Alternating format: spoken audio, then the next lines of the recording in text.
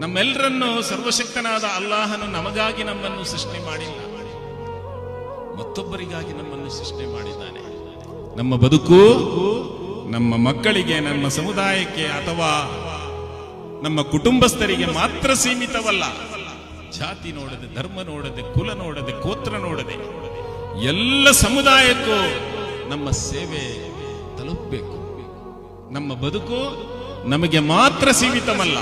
ನಮ್ಮ ಬದುಕಿನ ಒಂದು ಭಾಗ, ಎಲ್ಲ ಬೇಡ, ಒಂದು ಭಾಗ ಅನಾಥರ, ನಿರ್ಗತಿಕರ, ಶೋಷಿತರ, ದುಃಖಿತರ ಸೇವೆಯಲ್ಲಿ ನಮ್ಮನ್ನು ನಾವು ತೊಡಗಿಸಿಕೊಂಡಾಗ ಮಾತ್ರ ಈ ಬದುಕಿಗೆ ಒಂದು ಅರ್ಥ. ಇಲ್ಲ ಅಂದ್ರೆ ಈ ಜೀವನಕ್ಕೆ ಅರ್ಥ ಇಲ್ಲ. ಇಸ್ಲಾಂ ಧರ್ಮ ಅಂದ್ರೆ ಕೇವಲ ನಮಾಜು, ರೋಜಾ, ದಿಕ್ರಲ್ಲಿ ಮುಳುಗಿ ಏಕಾಂತವಾಗಿ ಜೀವನ ಮಾಡುವುದಲ್ಲ.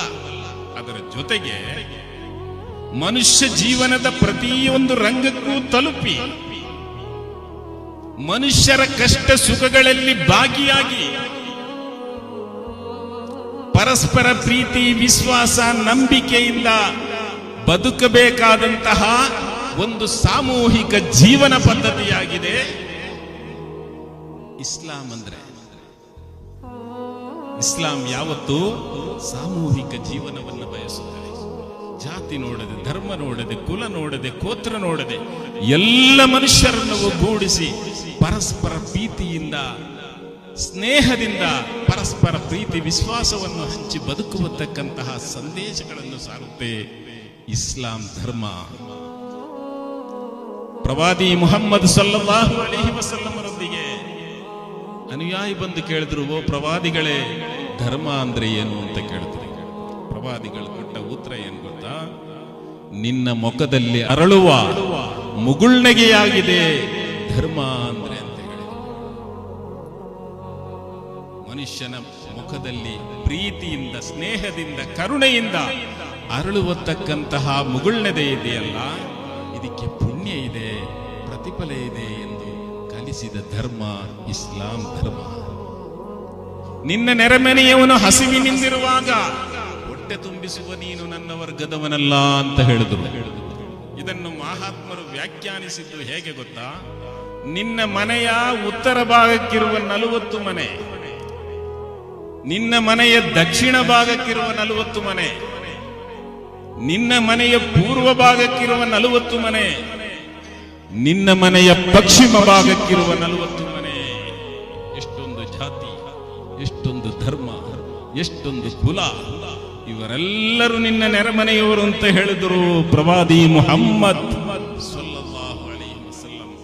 ಇವರೊಂದಿಗೆ ನಿನಗೆ ಜವಾಬ್ದಾರಿ ಇದೆ.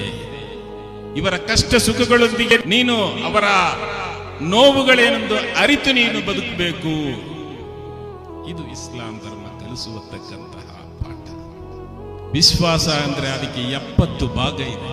ವಿಶ್ವಾಸ ಅದರಲ್ಲಿ ಕೊನೆಯ ಭಾಗ ಇಮಾತತುಲ್ ಅದಾ ಅನಿ ತ್ವರೀಕ್, ರಸ್ತೆಯಲ್ಲಿರುವ ಮುಳ್ಳುಗಳನ್ನ, ಕಸವನ್ನ, ಕಲ್ಲುಗಳನ್ನ ಎಲ್ಲ ಬದಿಗೆ ಒತ್ತಿ ಜನಗಳಿಗೆ ಸುಗಮವಾಗಿ ನಡೆದಾಡುವತಕ್ಕಂತಹ ಒಂದು ವ್ಯವಸ್ಥೆಯನ್ನು ಮಾಡುವುದೇ ವಿಶ್ವಾಸದ ಕೊನೆಯ ಭಾಗ ಅಂತ ಇಸ್ಲಾಂ ಧರ್ಮ ಹೇಳ್ತಾ ಇದೆ. ಎಲ್ಲಿ ನೋಡಿದರೂ ಸೇವೆ, ಸೇವೆ. ಶಾಶ್ವತವಾದ ಜೀವನಕ್ಕೆ ಬೆಳಕನ್ನು ತುಂಬುವುದು